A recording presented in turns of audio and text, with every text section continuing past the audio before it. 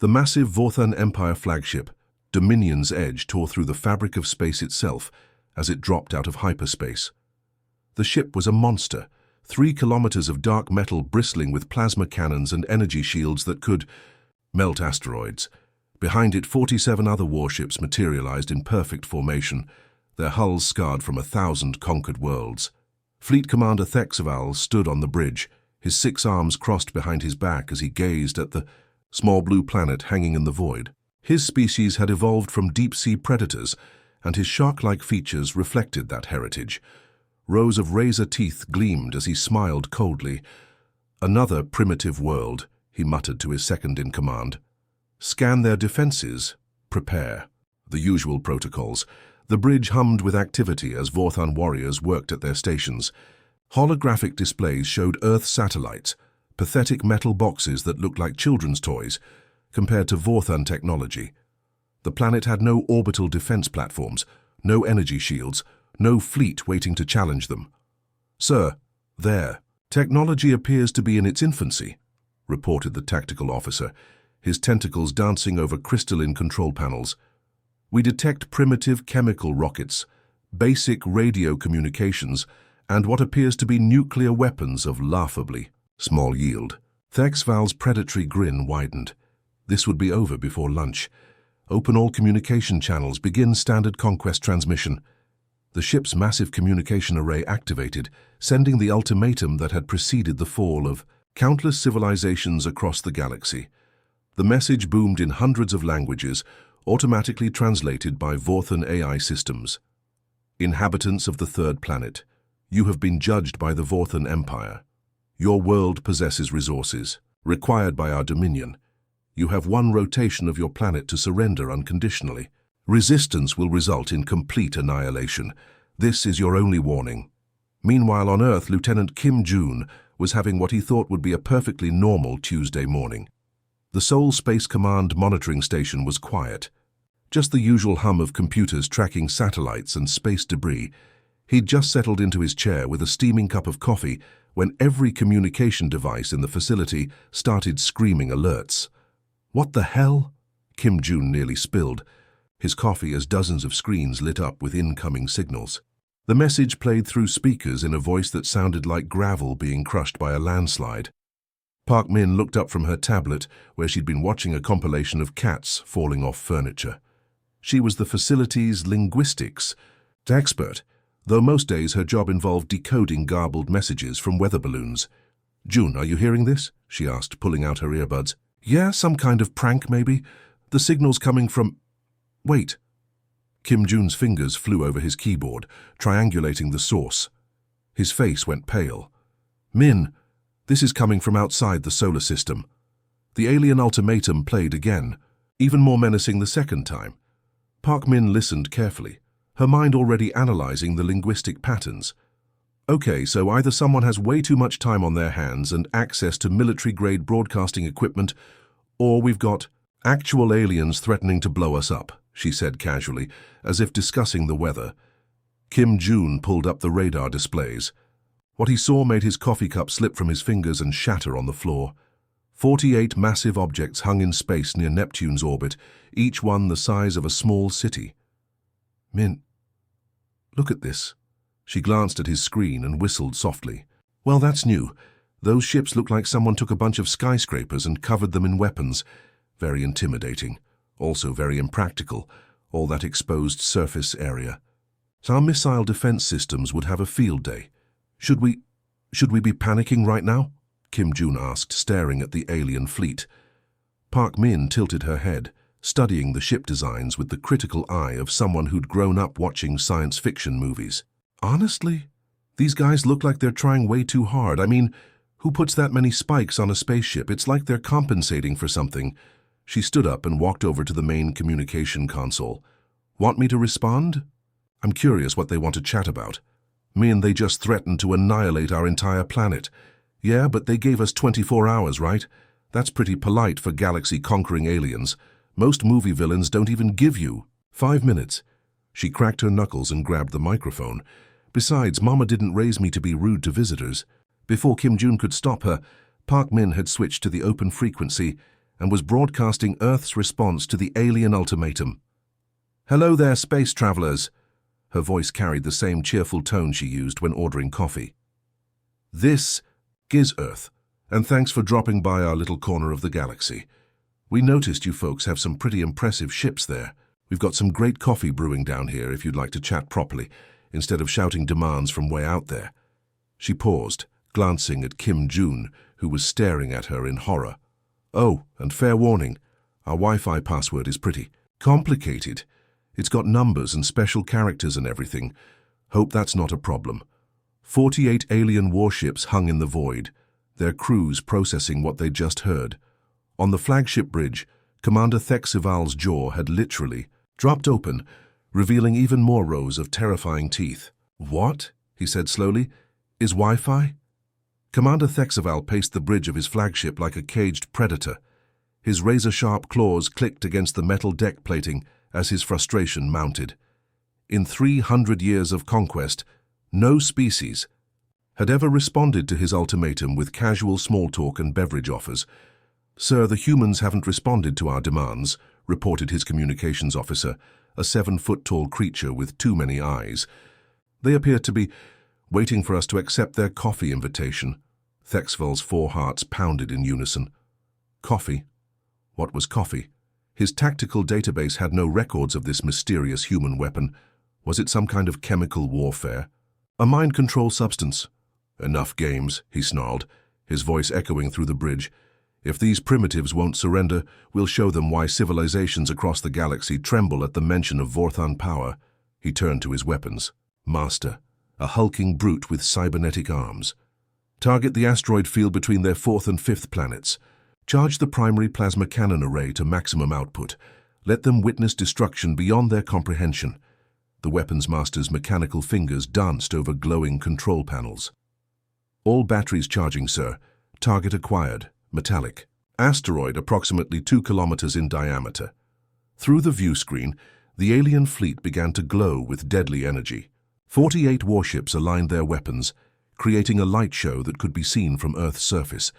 The flagship's main cannon was a work of art, a crystalline barrel the length of 3 football fields that hummed with barely contained. "Power! Fire!" Thexival commanded. The space around the Vorthan fleet erupted in brilliant light as concentrated plasma beams lanced across the void. The targeted asteroid didn't just explode, it simply ceased to exist, vaporized so completely that only glowing particles remained. The energy release was visible from Earth as a new star that blazed for several seconds before fading. "Transmit this to the humans," Thexival said, his predatory smile returning. "Surely now they understand our power." On Earth, the alien light show was impossible to miss.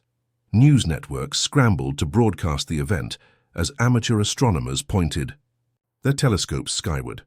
Social media exploded with videos and theories about what they'd just witnessed. In a cramped dorm room at Seoul National University, engineering student Lee Sang was in the middle of his weekly live stream when the sky lit up like the 4th of July.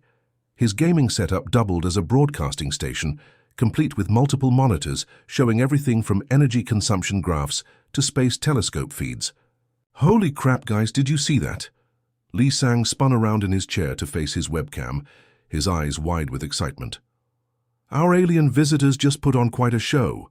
His chat exploded with messages as viewers tried to process what they'd witnessed. Lee Sang pulled up the energy readings. His university's physics department had been broadcasting publicly. Okay, let me break this down for you," he said, adjusting his glasses as he studied the data. According to the sensors, they just released about 0.5 gigawatt of energy to blow up that asteroid. His roommate, Choi Han, looked up from his textbooks, where he'd been struggling with quantum mechanics homework. "Wait, seriously? That's it?" "I know, right?" Lee Sang laughed, shaking his head. "My uncle works at the Pohang steel mill, and they use more power than that every single hour just to melt metal. These aliens are acting like they just split the atom or something." The chat was going crazy now, with viewers from around the world chiming in. Messages scrolled past faster than he could read them, people sharing their own power consumption comparisons, joking about their electric bills, and debating alien technology. Choi Han closed his textbook and walked over to look at the energy readings. Didn't Professor Yang mention in class last week that our orbital mining lasers put out like 50 times that much energy? Yeah, and those are just the civilian ones we use for breaking up space rocks, Li Sang said, pulling up another window on his computer.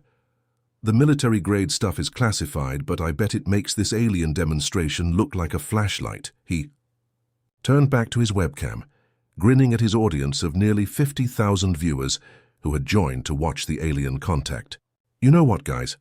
I think our space visitors need to see what human engineering actually looks like. Give me a minute. Li Sang's fingers flew over his keyboard as he accessed the university's connection to the International Space Monitoring Network. His father worked for the Korean Space Agency, which gave him access to systems most civilians never saw. Okay, so here's the thing about humans, he said to his audience while typing. We don't like to show off, but when someone challenges us to a power demonstration, we can't help ourselves. Within minutes, Li Sang had sent a request through official channels to activate Earth's magnetic field manipulation system. Originally designed for asteroid mining operations, the network of orbital generators could redirect solar wind particles and charged plasma streams with surgical precision. The response from the space agency was immediate and enthusiastic. Apparently, the engineers had been watching the alien demonstration too, and they were just as unimpressed as everyone else. Ladies and gentlemen, Li Sang announced to his viewers, in about 30 seconds, you're going to see why humans don't get intimidated by light shows. High above Earth's atmosphere, dozens of magnetic field generators hummed to life. These weren't weapons.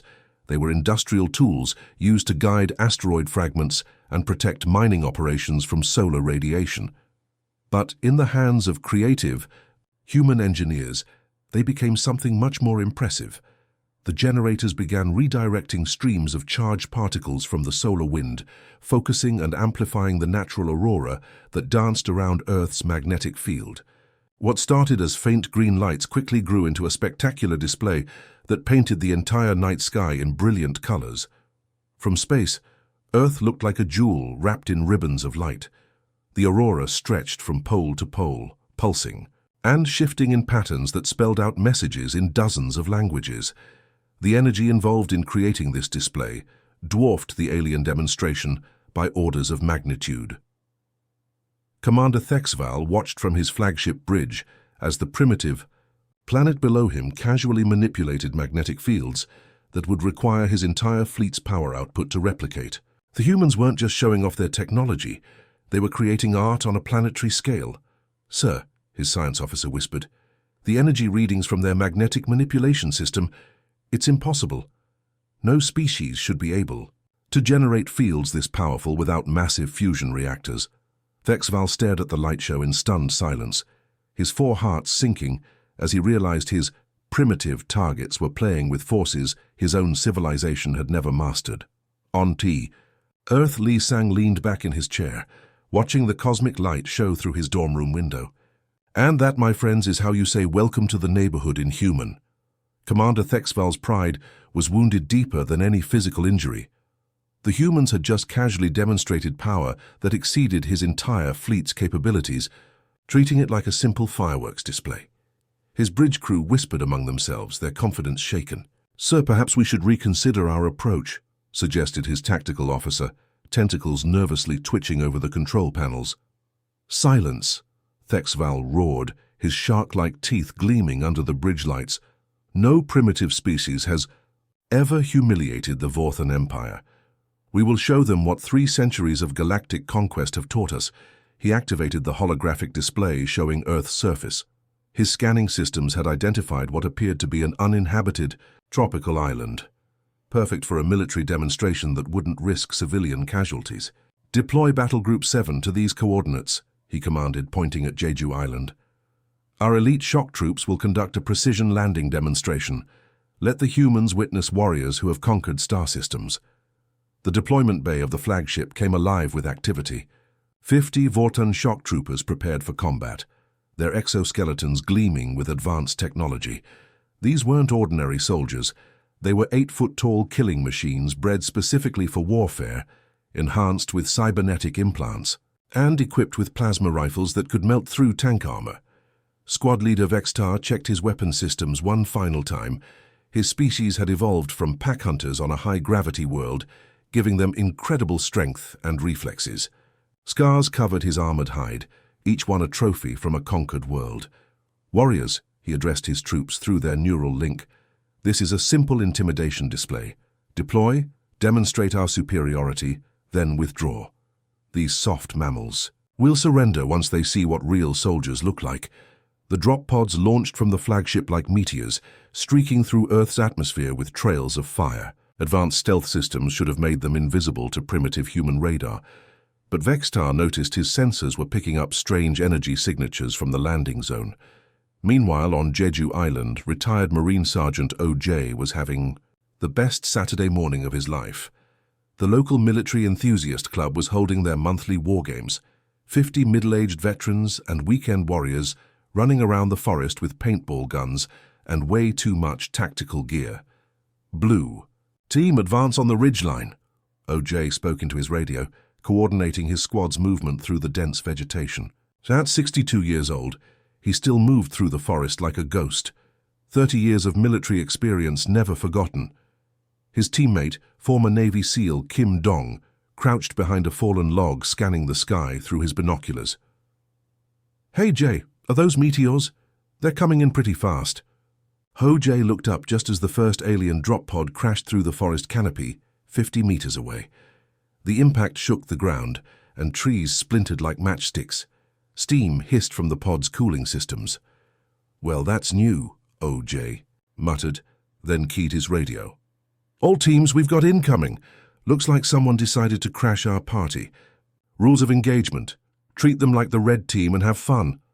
The drop pod's hatch blew open with a pneumatic hiss. Squad leader Vextar emerged in full combat gear, his plasma rifle charged and ready. His enhanced vision immediately detected multiple human heat signatures moving through the forest with military precision. "Perfect," he growled through his translator. "Local military forces, this will be an excellent demonstration." What Vextar didn't realize was that he just landed in the middle of a group that included 2 retired Special Forces operators, a former tank commander, 3 ex-Marines, and a handful of police tactical officers who took their weekend hobby very seriously. "Contact," O.J. shouted as the 8-foot-tall alien warrior stepped into a clearing. "We've got some new players, and they brought interesting costumes." The first Vorthan trooper raised his plasma rifle, expecting the primitive humans to flee in terror. Instead, he found himself peppered with paintball rounds from 3 different directions. The non-lethal projectiles splattered bright orange. "Paint across his advanced armor. Target eliminated," called out Kim Dong from his concealed position. "Nice try, big guy, but you're walking like you've never heard of cover and concealment." Vexatar stared down at the orange paint covering his chest armor. According to human combat rules, he was officially dead. His enhanced warrior brain struggled to process this information. Across the forest, similar scenes played out as 49 more Vorthan shock troopers discovered that weekend hobby enthusiasts who'd spent decades perfecting their craft were considerably more dangerous than expected. The aliens had superior technology and physical capabilities, but the humans had something better. They were having fun. "These humans fight like it's a game," Vextar reported to his orbiting commander, dodging another barrage of paintball fire. "But their tactics are unexpectedly sophisticated." "It is a game, you oversized lizard," shouted former Army Ranger Park Jin as he flanked another alien position. "Haven't you ever heard of recreational combat sports?" Within 2 hours, every single Vorthan shock trooper had been eliminated by paintball rounds. The humans had used classic small unit tactics, superior knowledge of the terrain, and decades of experience to systematically outmaneuver warriors bred for conquest. O.J. approached the dejected squad leader Vextar, who was sitting on a log, covered in paint from head to toe. "Hey, not bad for your first time," he said encouragingly. "You guys have great equipment, but you fight like you're used to facing enemies who run away scared. Want some tips for next time?"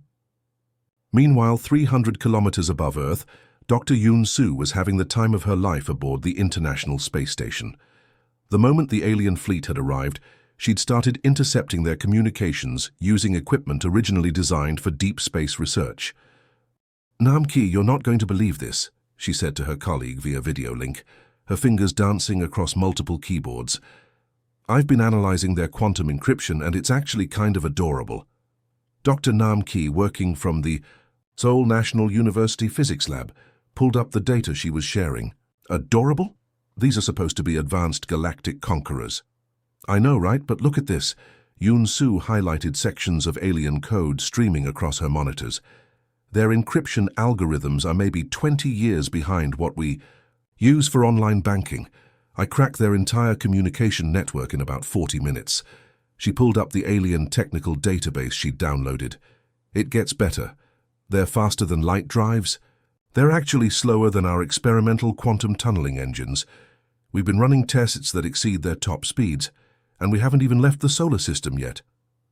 Nam-ki shook his head in amazement as he studied the alien technology specs. How did they manage to build a galactic empire with technology that's less advanced than what our graduate students are working on? "I think," Yoon-soo said with a grin, "they've been picking on civilizations that were even further behind than they are. They're like the galaxy's biggest bullies, but they just ran into the wrong neighborhood." Below them, on Jeju Island, Jay was teaching alien warriors the finer points of small unit tactics, while everyone shared cold drinks and compared equipment.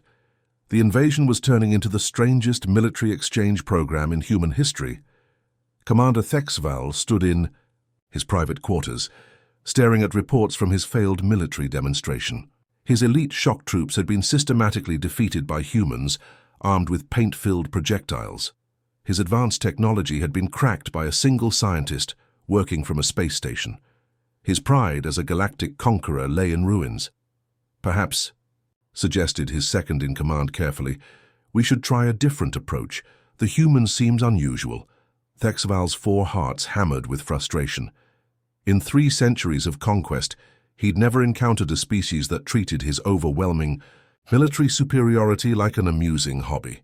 There had to be something these humans feared, some weakness he could exploit. "Send them an invitation," he decided. "We'll bring their leaders aboard our flagship and show them the true scope of Vorthan power. When they see the magnitude of our empire, surely even these strange creatures will realize the futility of resistance." The invitation was broadcast on all human communication channels. "The Vorthan Empire requests the presence of your planetary representatives aboard our flagship. Come witness the glory of our galactic dominion before your final surrender." On Earth, the invitation sparked heated debates in government buildings worldwide. Military advisors argued for sending experienced diplomats or high-ranking officials. Intelligence agencies wanted to send their best operatives. Scientists begged for the chance to study alien technology firsthand. But the actual response came from an unexpected source. Retired aerospace engineer Kang Do was tending his small garden in Busan when his granddaughter called with the news. At 73, he'd spent 40 years designing spacecraft engines for the Korean Space Agency before retiring to grow tomatoes and tinker with old satellites in his garage. "Grandpa, they're asking for volunteers to visit the alien ship," his granddaughter said excitedly over the phone. "You worked on space stuff your whole life. You should go." Kang Do considered this while watering his peppers. He'd always been curious about advanced propulsion systems, and these aliens claimed to have faster-than-light travel. It might be interesting to see how their technology compared to human designs. "I suppose I could take a look," he said mildly. The second volunteer surprised everyone even more. Song-hee owned a small restaurant near Busan's fish market, famous for her kimchi jjigae and her ability to make anyone feel welcome. She'd heard about the alien invitation while serving lunch to local fishermen. "Alien food," she mused while cleaning her kitchen. "I wonder what they eat. Do they have spices? What about cooking techniques? This could be the culinary adventure of a lifetime." She called the volunteer hotline that evening. 2 days later, a Vorthan shuttle descended through Earth's atmosphere to collect the human delegation. The pilot expected to transport world leaders or military commanders. Instead, he found an elderly man in a comfortable sweater carrying a worn leather briefcase, and a middle-aged woman with a large basket that smelled incredibly appetizing. "Are you the planetary representatives?" the pilot asked in confusion. "I'm Kang Do, retired engineer," the old man replied politely. "This is Song Yi. She runs the best restaurant in the neighborhood. We're here to visit your ship." Song Yi bowed. Respectfully. "I brought snacks for the trip. Space travel must work up an appetite." The shuttle bay of the flagship Dominion's Edge had been decorated for maximum intimidation. Energy weapons lined the walls. Holographic displays showed battle. Formations and Vorthan warriors stood at attention in full combat gear. The intended effect was overwhelming military superiority. Kang Do stepped off the shuttle and immediately began examining the hangar's construction with professional interest. "Fascinating magnetic field generators," he murmured, pulling out a small tablet to take notes. "Though the power coupling seems inefficient, are you having problems with energy loss?" Song Yi was equally captivated, but for different reasons. "Oh my, what interesting architecture.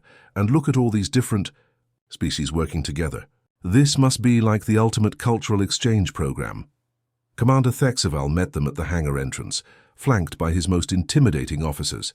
His razor-sharp teeth gleamed as he attempted his most menacing smile. "Welcome, humans, to the heart of Vorthan power. Prepare to witness forces beyond your comprehension."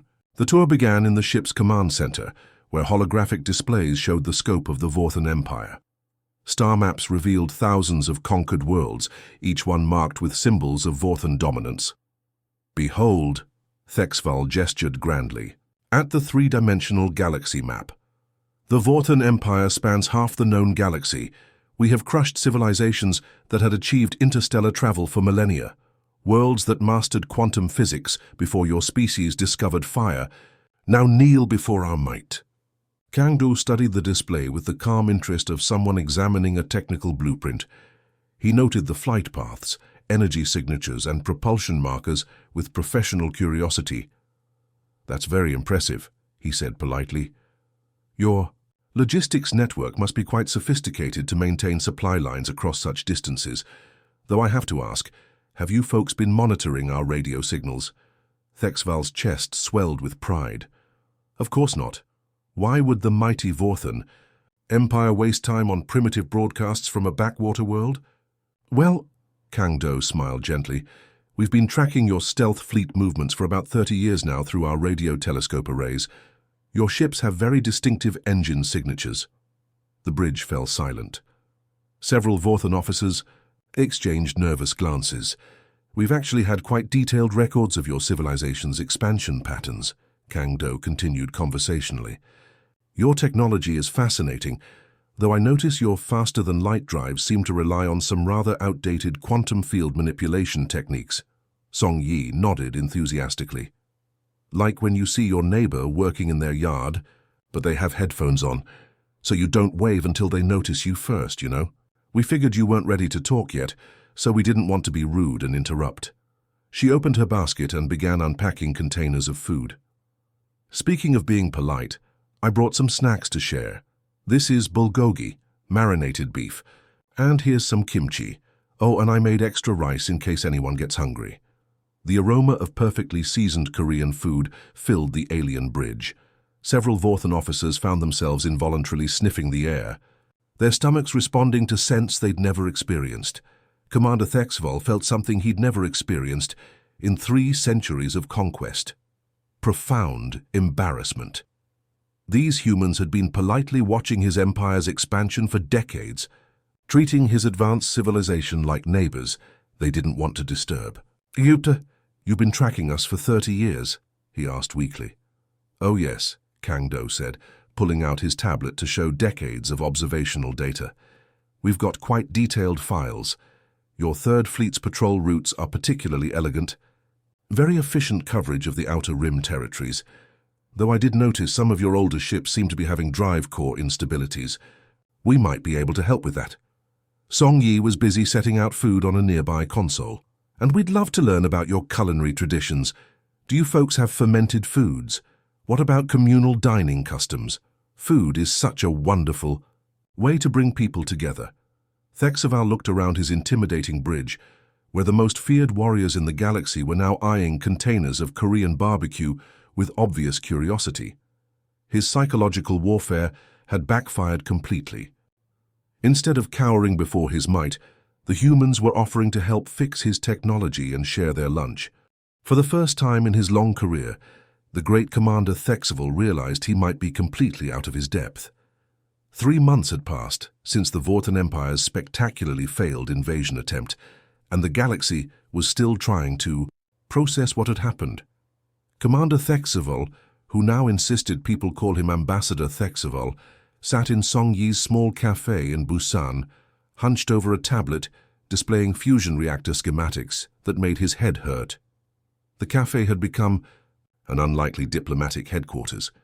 What started as a simple Korean restaurant now hosted daily meetings between human scientists and alien researchers from across the galaxy. Song Yi had expanded her menu to accommodate species with wildly different dietary needs, though she drew the line at serving anything that was still moving. "I still don't understand," Thexival admitted to Dr. Yun Su, who was sitting across from him patiently explaining quantum mechanics for the 3rd time this week. His coffee cup, specially made to accommodate his larger hands, sat steaming between them. "Your species achieved faster-than-light communication decades ago. You've completely solved energy production with fusion reactors that make our power cores look like toys. Your artificial intelligence systems are more advanced than anything we've encountered in the known galaxy." He gestured helplessly at the tablet. "These designs show you could have built interstellar ships 50 years ago. Why haven't you expanded beyond your solar system? Why didn't you conquer anyone?" Dr. Yun Su sipped her coffee and shrugged, the same casual gesture that had been driving alien diplomats crazy for months. "We were busy fixing problems here first. Climate change, poverty, disease. Seemed like we should get our own house in order before visiting the neighbors." She pointed out the cafe window at the bustling harbor, where human and alien engineers worked together on new ship designs. "Plus, we figured if there were other civilizations out there, they'd find us when they were ready." Seemed polite to wait. Thexival's translator struggled with the concept of politeness as a governing principle for interstellar relations. His species had built their empire on the simple philosophy that might makes right.